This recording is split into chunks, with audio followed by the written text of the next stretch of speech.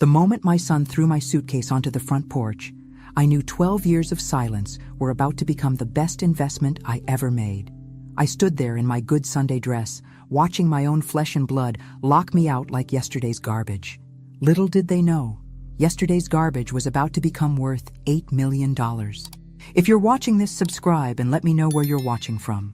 Let me tell you how a 60-year-old woman went from homeless to homeowner of the most expensive mansion in Millbrook Heights. Because, honey, revenge isn't a dish best served cold. It's best served with a side of pure, unadulterated success. My name is Margaret Williams, but everyone calls me Maggie. At 72, I've learned that the only thing better than proving people wrong is making them regret ever doubting you in the first place. And boy, did my son James and his wife Jessica give me plenty to prove. It was October 15th, 2012, when my world fell apart. I'd been living with James and Jessica for 3 months after my husband died, helping with their 2 young children while I figured out my next steps. The life insurance money wasn't much, and I thought family was supposed to help each other through tough times. "Mom, we need to talk," James said that morning, his voice cold in a way I'd never heard before. Jessica stood behind him, arms crossed, wearing that smug expression I'd grown to hate. At 33, she had the kind of sharp beauty that cut people when they got too close. "What's wrong, honey?" I asked, setting down my coffee cup on their granite countertop. The countertop I'd helped them afford with my Social Security checks for the past year. "This arrangement isn't working anymore," Jessica announced, stepping forward like she owned the conversation. Which, apparently, she did. "You're too set in your ways. Maggie, the children are confused about who's in charge." I looked at James, waiting for him to defend me, to remember that I was his mother who had raised him alone after his father left when he was 8. Instead, he avoided my eyes like I was a stranger asking for spare change. "Where am I supposed to go?" I asked, my voice smaller than I intended. "That's not our problem anymore," Jessica replied with a shrug that would haunt me for years. "You're a grown woman. Figure it out." 20 minutes later, my entire life fit into 2 suitcases and a cardboard box. 60 years of memories, photographs, and keepsakes reduced to what I could carry. "The rest would go to Goodwill," Jessica informed me cheerfully, as if she was doing me a favor. "Don't make this harder than it needs to be," James mumbled as he set my bags on the porch. For a split second, I saw a flicker of the little boy who used to cry when I left for work. Then Jessica appeared beside him, and his face went blank again. The taxi arrived as the first drops of rain began to fall. I climbed in without looking back, not because I was strong, but because I was broken. As we drove away, I caught a glimpse of Jessica in their window, already redecorating what had been my temporary bedroom. I had $847 in my purse. No job, and nowhere to live. What I didn't have was the slightest idea that this humiliation would become the fuel for the greatest comeback story of my life. The Sunset Motel on Route 9 became my home for the next 6 weeks, and let me tell you, it was exactly as glamorous as it sounds. $43 a night for a room that smelled like industrial cleaner and broken dreams. But it had a roof and a door that locked. After being thrown away like trash, even that felt like a luxury. The elderly desk clerk, Mr. Patterson, took pity on me after the first week. "You're not like our usual guests," he said quietly, sliding an extra towel across the counter. Most of their clientele was either working construction jobs or hiding from something. I was just hiding from the truth that my own son had discarded me. Those first mornings were the hardest. I'd wake up in that narrow bed, forgetting for just a moment where I was, and then reality would hit like a slap. No grandchildren's laughter. No family breakfast to prepare, just me and the broken air conditioning unit that made sounds like a dying whale. But here's what Jessica and James didn't count on. I'm not the kind of woman who stays down. Never have been. When James was young and we had nothing, I worked 3 jobs to keep us afloat. I cleaned offices at night, worked retail during the day, and took in ironing on weekends. Survival wasn't new to me. I'd just forgotten how good I was at it. The first thing I did was walk to the library every morning. Free internet, free air conditioning, and most importantly, free access to job listings. At 60, nobody was exactly lining up to hire me, but I wasn't looking for charity. I was looking for opportunity. You have experience in bookkeeping? Asked Sarah Mitchell, the owner of Mitchell's Garden Center, during my 4th interview that week. She was about my age, with dirt under her fingernails and a no-nonsense attitude I immediately respected. 20 years, I replied. I handled all the finances for my late husband's contracting business. What I didn't mention was that I'd also spotted at least 3 ways she was losing money just from sitting in her cluttered office for 10 minutes. The inventory system was a mess, she was overpaying suppliers, and her pricing structure hadn't been updated since 2008. The pay isn't much, Sarah warned. $15 an hour, part-time. When do I start? That first paycheck was $240, and I treated it like I'd won the lottery. After 6 weeks of watching my savings drain away like water through a sieve, earning money again felt like breathing after being underwater. The motel room slowly transformed from a temporary stop to something resembling a home. I bought a small coffee maker, hung up my few family photos, and even splurged on a plant for the windowsill. If this was my life now, I was going to live it with dignity. 3 months in, I made my first real discovery. Sarah was throwing away thousands of dollars worth of plants each year. Anything that didn't sell by the end of the season went straight to the dumpster. It's just how the business works, she explained with a resigned shrug. But I saw something else entirely. I saw potential. You want to do what with the dead plants? Sarah asked, looking at me like I'd suggested we start selling fairy dust and unicorn tears. They're not dead. They're dormant, I explained patiently. And with a little care, most of them can be revived and resold next season. This was month 8 of my new life, and I'd moved from the motel to a tiny studio apartment above Giuseppe's Pizza. The rent was $650 a month, which left me about $50 for everything else after groceries. But it was mine. No one could kick me out on a whim or decide I was too set in my ways. Sarah let me take home 3 truckloads of dead plants that November, probably figuring it would teach me a lesson about business reality. What it actually taught me was that I had a gift I'd never known about. My tiny apartment became a greenhouse. Every windowsill, every corner, every available surface was covered with pots and planters. I researched plant care on the library computers, watched YouTube videos, and spent my evenings nursing brown, wilted stems back to life. The neighbors thought I was crazy. Mrs. Chen from downstairs kept asking if I was running some kind of illegal operation. Too many plants, she'd mutter in broken English whenever she saw me carrying another pot upstairs. But by February, something magical started happening. Green shoots appeared, buds formed. My studio apartment was transforming into a jungle of healthy, thriving plants. I had over 200 specimens, and about 150 of them were not just alive, but flourishing. Maggie, what the hell? Sarah gasped when I brought the first batch back to the garden center in March. These look better than when they were new. Told you they weren't dead, I said, trying to hide my grin. Inside, I was doing cartwheels. This wasn't just about proving a point. This was about discovering I had a talent that could actually make money. Sarah bought back every single plant for half the original retail price. In one transaction, I made $847, more than my first month's salary. But more importantly, I'd found something that felt like purpose again. The next year, our arrangement became official. Sarah would set aside all the unsellable plants for me. I'd rehabilitate them through the winter, and we'd split the profits in spring. It wasn't exactly a business empire, but it was mine. Word started spreading through the gardening community. That lady at Mitchell's can bring anything back to life, people would say. Soon, other garden centers were calling, asking if I'd take their clearance plants too. By the end of year 2, I was making more from plant rehabilitation than from my bookkeeping job. I'd also moved to a larger apartment with a proper balcony and had turned Giuseppe's parking lot into an unofficial greenhouse with his permission. The best part? Every healthy plant I saved felt like proof that being discarded didn't mean being worthless. Some things just needed the right care, the right attention, and the right person who could see their potential. James and Jessica had thrown me away, assuming I'd wither and disappear. Instead, I was putting down roots in soil they'd never even imagined. Year 3 was when I stopped thinking small and started thinking smart.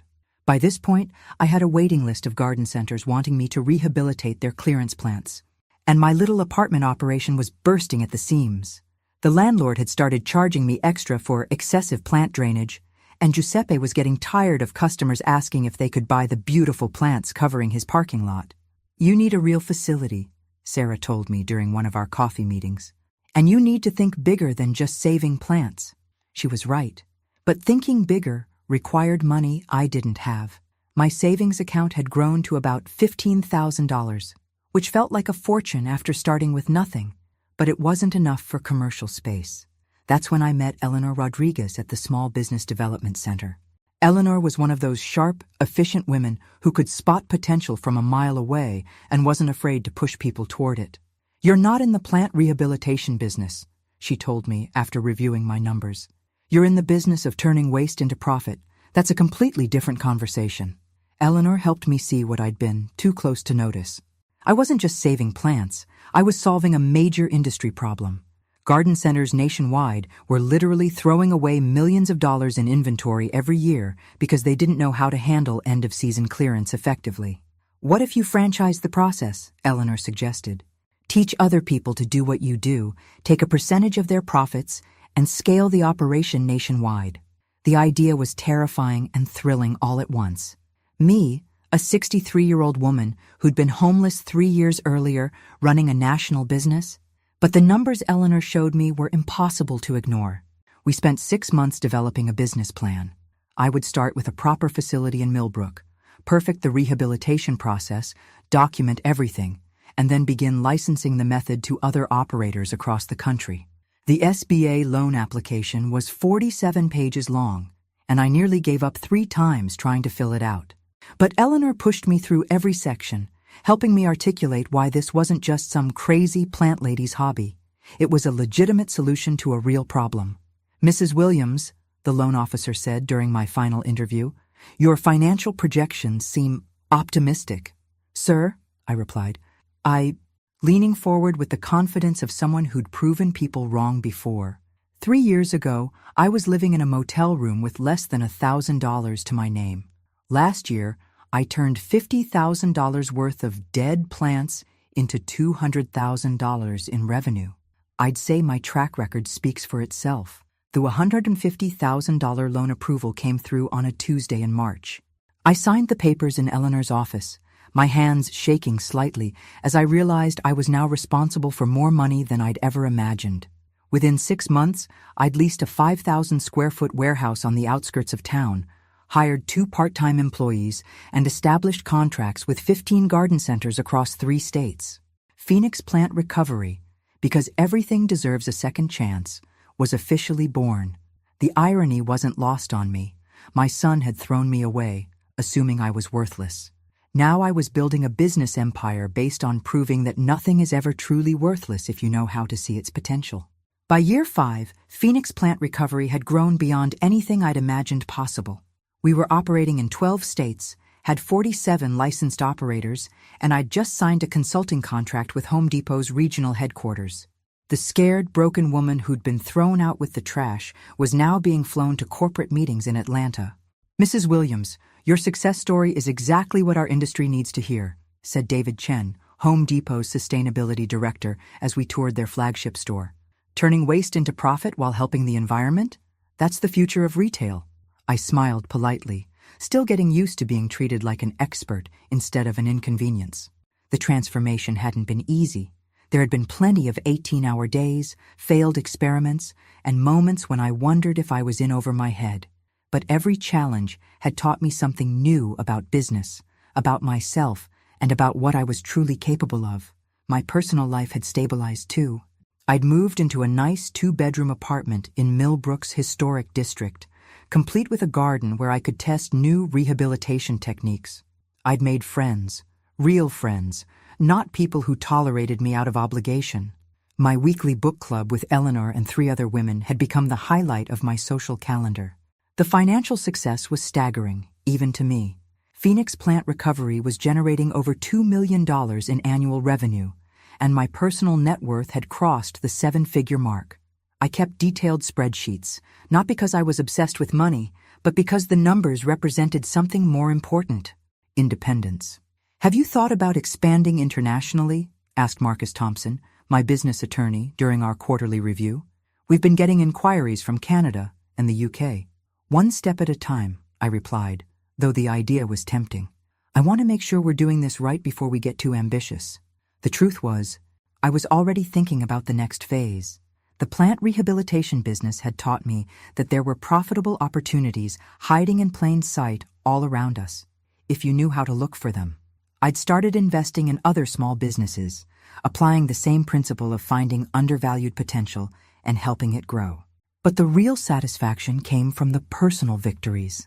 Like the day I hired Tommy Martinez, a 19-year-old who'd been written off by everyone else, but had an incredible intuition for plant care. Or when Sarah Mitchell, who'd taken that first chance on me, sold her garden center and became one of my licensed operators in Florida. You've changed my whole perspective on what's possible, Sarah told me during her retirement party. Watching you build this from nothing, it's inspired half the women in this town to take risks they never would have considered. I'd started keeping a journal of lessons learned, partly for potential future employees, but mostly for myself. The biggest lesson? Never let anyone else define your worth. James and Jessica had decided I was useless, a burden they couldn't afford to carry. They'd thrown me away without a second thought. What they didn't know was that they'd just given me the motivation to become everything they'd never imagined I could be. Every contract signed, every new location opened, every success story was proof that their judgment had been spectacularly wrong. And honestly, I was just getting started. The house hunting began as a practical decision and ended as an act of pure, beautiful revenge. After 5 years of apartment living, I needed more space for my expanding business ventures and investment portfolio. What I found instead was the perfect way to announce to Millbrook that Margaret Williams was no longer the woman anyone could throw away. The Harrison estate? Jennifer Walsh, my realtor, repeated when I mentioned the property. Maggie, that house hasn't been on the market in 40 years. It's the most prestigious address in Millbrook Heights. Millbrook Heights, the neighborhood where James and Jessica had always dreamed of living but could never afford. The neighborhood they'd drive through on Sunday afternoons, fantasizing about someday while living in their modest colonial with the mortgage they'd kicked me out to afford. Is it for sale? I asked simply. Well, yes, but... Jennifer hesitated. The asking price is $4.2 million. Let's take a look. The Harrison estate was everything I'd expected, and more. 12,000 square feet of pristine colonial architecture sitting on 8 acres of manicured grounds. Master suites with fireplaces, a library with floor-to-ceiling mahogany shelves, a chef's kitchen that could feed a small army, and a conservatory that was basically a greenhouse attached to the house. But what really sold me was the view from the master bedroom window. You could see the entire town of Millbrook spread out below, including the modest neighborhood where James and Jessica lived. Every morning, I could wake up and literally look down on the people who'd looked down on me. The sellers are motivated, Jennifer explained as we toured the wine cellar. They've already moved to Florida and want a quick close. Cash offer, I said without hesitation. $3.8 million, close in 2 weeks. Jennifer nearly dropped her briefcase. Maggie, are you sure? That's a huge commitment. I was more than sure. Phoenix Plant Recovery was throwing off enough profit to cover the mortgage payments easily. And my investment portfolio had grown to the point where I could afford the down payment without touching my business accounts. But more than that, I could afford it because I'd earned every penny through my own intelligence, determination, and hard work. The sellers accepted my offer within 6 hours. 2 weeks later, I stood in the grand foyer of my new home, holding the keys and trying not to laugh out loud at the absurdity of it all. 6 years earlier, I'd been sleeping in a motel room with less than $1,000 to my name. Now I owned the most expensive house in the county. The moving truck arrived the next morning. Though honestly, my furniture from the apartment looked ridiculous in rooms this size. I'd need to do some serious shopping, but that was a problem I was happy to have. I spent my first evening on the massive back deck, watching the sunset paint the sky pink and gold over my 8 acres of property. The silence was profound. No traffic noise, no neighbors arguing, just peace and space and the profound satisfaction of a goal achieved. My phone buzzed with a text from Eleanor. Saw the real estate transfer in the paper, you magnificent woman. Champagne celebration this weekend? I smiled, typing back. Bring the good stuff. We're toasting to new beginnings. What I didn't type, but was thinking, was that some beginnings require endings. And I had a feeling that the ending to my relationship with James and Jessica was about to become very, very interesting. Tomorrow I'd start the process of furnishing my new life. Tonight, I'd simply enjoy the view from the top. The doorbell rang at 9:17 a.m. on a Saturday, exactly 24 hours after the real estate transfer hit the local paper. I was in my new kitchen, still figuring out which cabinet held the coffee mugs, when I heard that familiar two-tone chime echoing through my marble foyer. Through the security monitor, because yes, my house came with a security system that would make Fort Knox jealous, I saw them standing on my front porch like door-to-door salespeople. James looked older, grayer around the temples, wearing khakis and a polo shirt that screamed, "Weekend Dad trying too hard." Jessica stood beside him in designer jeans and a blazer that probably cost more than my first month's rent at Giuseppe's. Behind them were two teenagers I barely recognized. Emma, now 16, had inherited her mother's sharp features, but thankfully not her cruel eyes. Tony, 14, looked like a taller version of James at that age, back when he used to build fort blankets and bring me dandelions from the yard. I took my time walking to the front door, my bare feet silent on the heated marble floors. 6 years of silence, and they show up the day after they discover I'm rich. The timing was so perfectly predictable it was almost funny. "Well, well," I said, opening the door but not the screen. "James, Jessica, children I barely know." I let my gaze travel over them slowly, noting Jessica's carefully applied makeup and James's nervous fidgeting. "To what do I owe this unexpected pleasure?" "Mom," James's voice cracked slightly. We read about the house in the paper. We wanted to congratulate you." "How thoughtful." I didn't invite them in. "Congratulations delivered." "Anything else?" Jessica stepped forward with that bright, fake smile I remembered so well. "Maggie, we know things ended badly between us. We've had time to reflect, and we realize we handled everything wrong 6 years ago." "Handled everything wrong," I repeated slowly. "Is that what we're calling it?" Emma shifted uncomfortably behind her parents. "Grandma Maggie, I barely remember you, but Mom and Dad said you used to make amazing chocolate chip cookies." The girl's innocent comment hit harder than her parents' practiced apologies. She was right. She barely remembered me because they'd stolen 6 years of her childhood from both of us. 6 years of birthdays, school plays, bedtime stories, and grandmother-granddaughter moments that we'd never get back. "I did make good cookies," I said softly, looking at Emma. Then I turned back to her parents, before I was thrown out like garbage. "Mom, please," James pleaded. "Can we come in? Can we talk?" "Talk about what?" "Exactly?" Jessica's mask slipped for just a moment, revealing the calculating woman underneath. "We're family, Maggie, and family should stick together, especially when," she gestured vaguely at the mansion behind me, "when there's room for everyone." There it was, the real reason for their visit, delivered with all the subtlety of a sledgehammer. "Room for everyone," I mused. "How convenient that you've discovered your family feelings now that I have 12,000 square feet." "That's not fair," James protested, but his eyes were already cataloging what he could see of the house interior. "We've missed you. The kids have missed having a grandmother." I laughed, actually laughed, at the absurdity of it. "James, honey, you threw me out of your house with 2 suitcases and a cardboard box. Jessica told me I was too set in my ways, and that figuring out my life wasn't your problem anymore. Now you miss me?" The silence stretched until Tony spoke up. "Dad, what is she talking about?" "Why don't you come in?" I said finally, stepping back from the door, "since you're so interested in family reunions." I led them through the foyer, past the crystal chandelier and marble staircase, into the living room with its floor-to-ceiling windows overlooking the grounds. I watched their faces as they took in the silk wallpaper, the Persian rugs, the artwork that cost more than most people's cars. "This place is incredible," Tony breathed, walking to the windows. "Mom, look at the pool." Jessica was looking all right. I could practically see her calculating square footage and property values. "It's certainly spacious," she said carefully. "Much too big for one person." "Is it?" I settled into my favorite armchair, a beautiful wingback in navy blue velvet that I'd bought specifically for this room. "I find I quite like having space to breathe." James sat on the edge of the sofa like he was afraid to wrinkle the fabric. Mom, about what happened 6 years ago.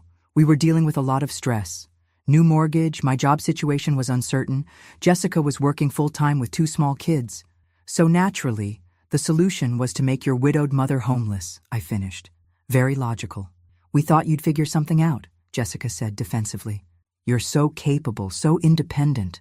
We never imagined you'd end up in a motel. I raised an eyebrow. You never imagined it, because you never bothered to check. Emma was studying a family photo on the side table, one of the few pictures I'd kept from my old life. It showed James as a young boy, maybe 8 years old, sitting on my lap while I read him a story. Dad, you were really little, she said. That was taken right after your grandfather left, I told her. Your dad and I lived alone for 10 years. I worked 3 jobs to keep us afloat, made sure he had everything he needed for school. Drove him to baseball practice every Tuesday and Thursday. I looked directly at James. I thought that meant something. It did mean something, James said quietly. It means everything. That's why we're here. No, I said firmly. You're here because you want something. The question is, are you going to be honest about what it is? Or are we going to keep pretending this is about missed family connections? Jessica's patience was clearly wearing thin. Fine, she snapped. Yes, we need help.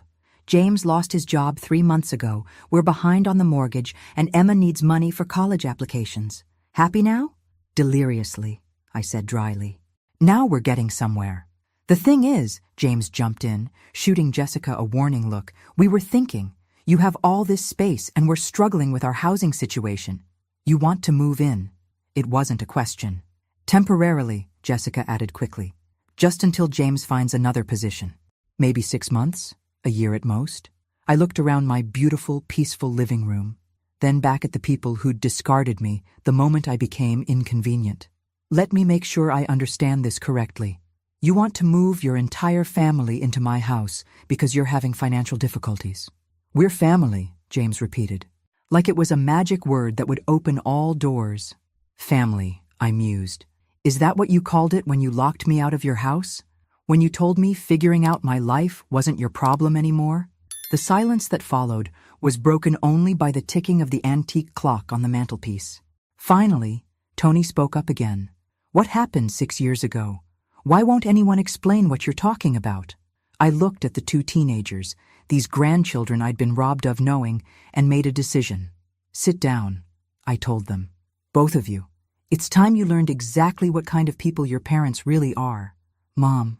Don't, James warned, but I held up a hand. Emma, Tony, 6 years ago, your grandfather died.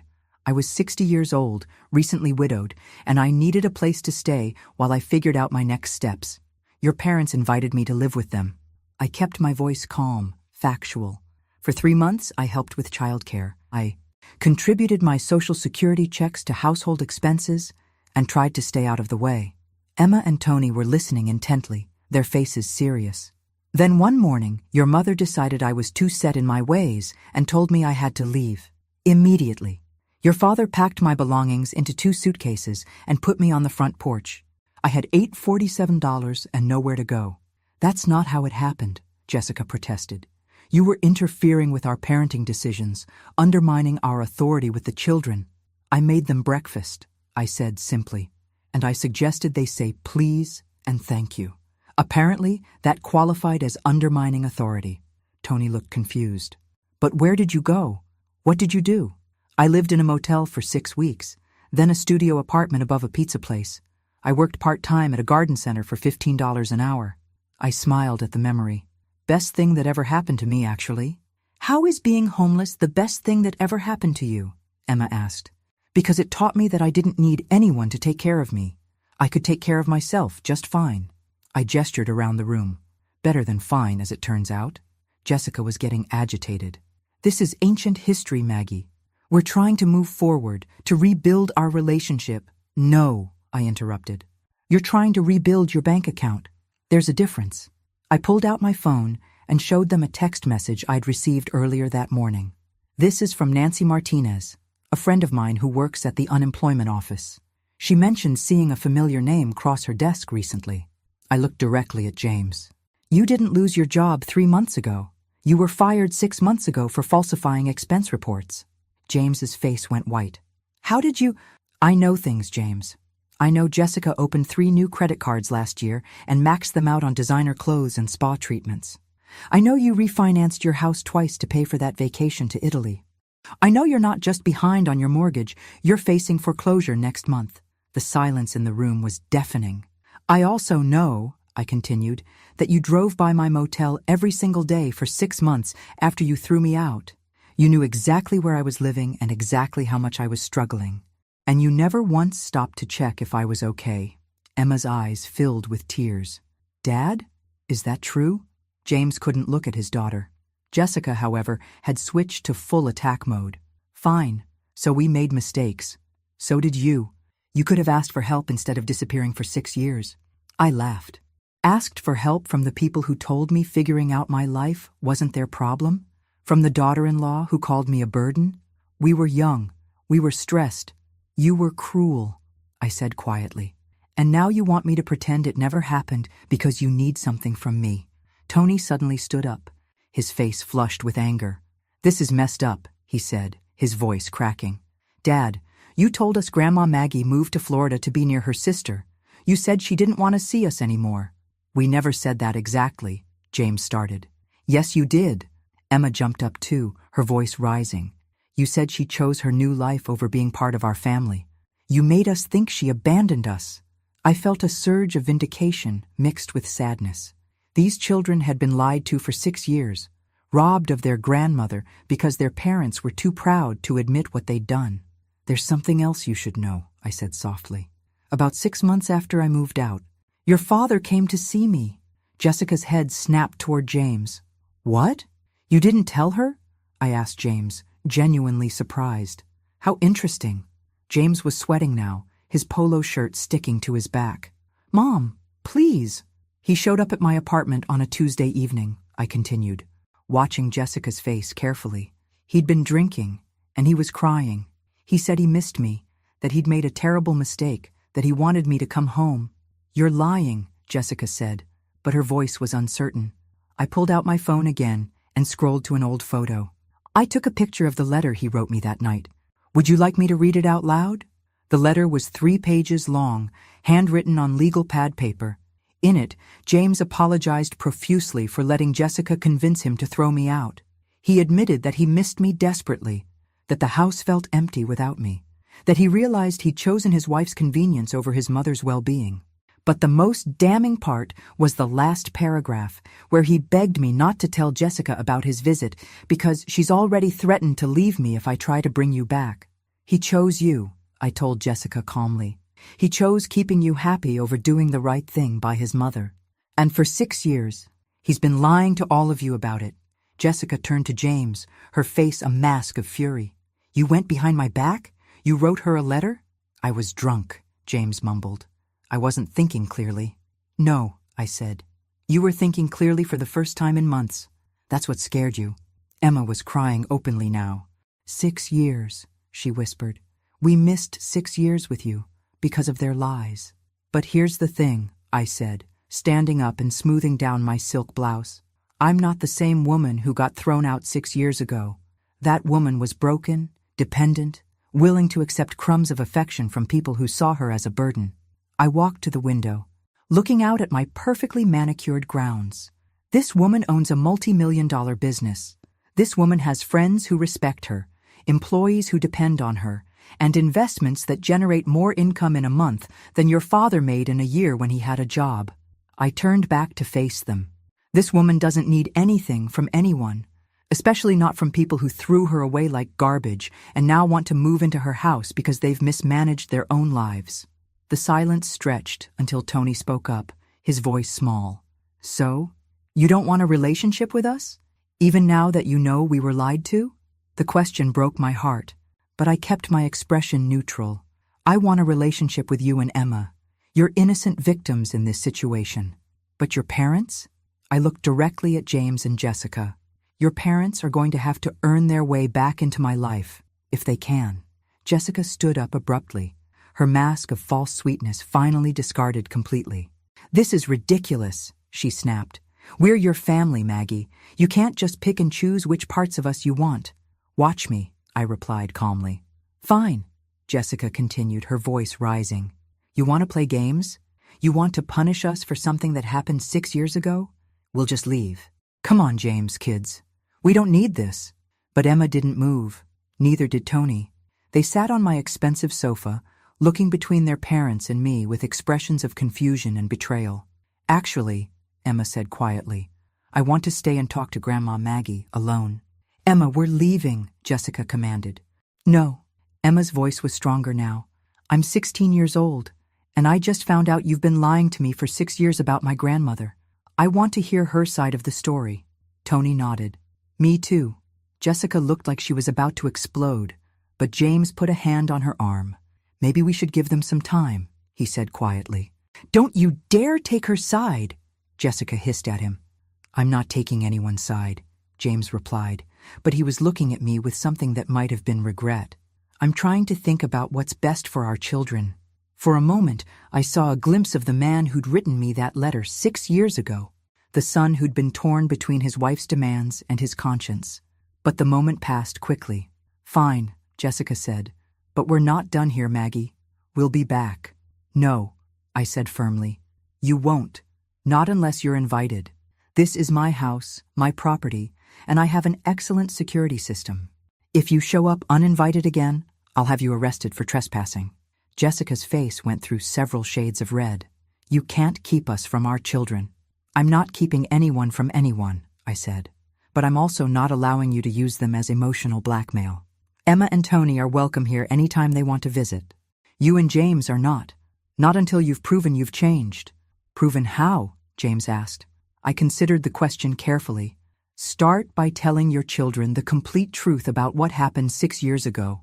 Not your version, not Jessica's version. The truth. Then get your financial house in order without asking me for help. Show me you can stand on your own 2 feet like the adults you claim to be. And then maybe we can have a conversation about forgiveness. Maybe. I smiled coldly. But don't hold your breath. After they left, I sat with Emma and Tony for 2 hours, answering their questions, showing them photo albums from their father's childhood, and listening to their stories about school, friends, and dreams for the future. They were good kids, despite their parents' failures, and I could see echoes of the little boy I'd raised in both of them. Can we come back next weekend? Emma asked, as I walked them to the door. Anytime you want, I promised. I have 6 years of grandmothering to catch up on. As I watched their car disappear down my long driveway, I felt something I hadn't experienced in years. Complete satisfaction. Not revenge, exactly, but justice. The people who'd thrown me away were now the ones begging for scraps, while the woman they'd discarded was living in luxury they could never afford. I'd proven that being thrown away doesn't mean being worthless. Sometimes it just means you're finally free to discover your true value. And sometimes, the best revenge really is living well. The next morning, I called Eleanor to tell her about the visit. How do you feel? She asked after I'd shared the whole story. I looked out at my beautiful grounds, sipped my coffee from expensive china, and smiled. I feel like I'm exactly where I belong. Finally. Some victories are quiet. This one was perfect. Thanks for listening. Don't forget to subscribe and feel free to share your story in the comments. Your voice matters.